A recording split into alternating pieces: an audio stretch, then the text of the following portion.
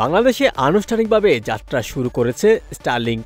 Elon মাস্কের মালিকানাধীন প্রতিষ্ঠান স্পেস এক্স পরিচালিত এই স্যাটেলাইট ভিত্তিক ইন্টারনেট সেবা এখন দেশের প্রত্যন্ত অঞ্চলেও উচ্চগতি সংযোগ নিশ্চিত করতে সক্ষম হবে।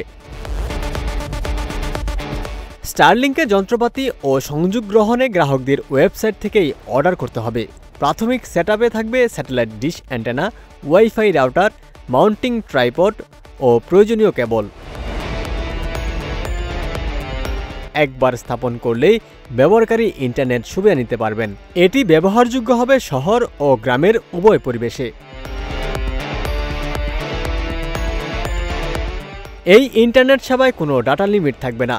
একটি ডিভাইস 20 থেকে 50 মিটার পর্যন্ত ইন্টারনেট কভারেজ দিতে পারবে। গ্রামীণ এলাকায় এই পরিসীমা 50 থেকে 60 মিটার পর্যন্ত হতে পারে। সরকারের পক্ষ থেকে জানানো হয়, প্রাথমিক মূল্য নির্ধারণের পর এই সেবার উপর আর কোনো সরকারি নিয়ন্ত্রণ থাকবে না।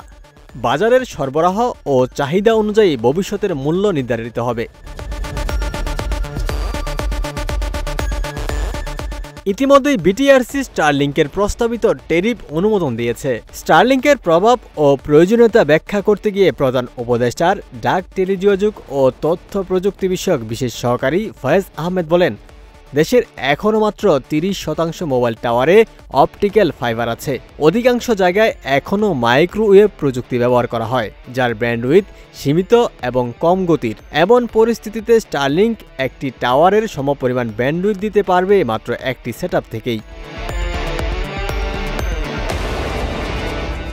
তিনি আরও বলেন, বর্তমানে দেশের হাজার হাজার মোবাইল টাওয়ারে মাত্র 300 Mbps ব্যান্ডউইথ ব্যবহার করা হচ্ছে এবং তা কয়েক হাজার গ্রাহকের মধ্যে ভাগ করে দেওয়া হয়। স্টারলিংক সেই অব্যবস্থাপনার বাইরে একটি সমাধান দিতে পারবে।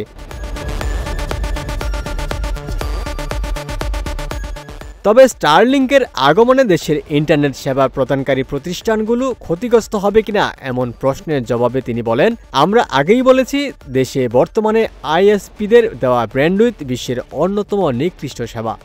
তারা যদি সেবার মান না বাড়ায় তাহলে গ্রাহক হারানো স্বাভাবিক। আমাদের দায়িত্ব ভালো মানের সেবা নিশ্চিত করা।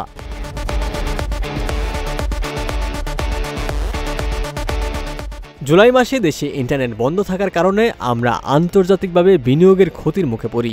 তখন থেকেই আমরা একটি টেকসই, উচ্চগতির এবং মানসম্পন্ন বিকল্প খুঁজছিলাম। সেখান থেকে স্টারলিংকের প্রয়োজনীয়তা উঠে আসে।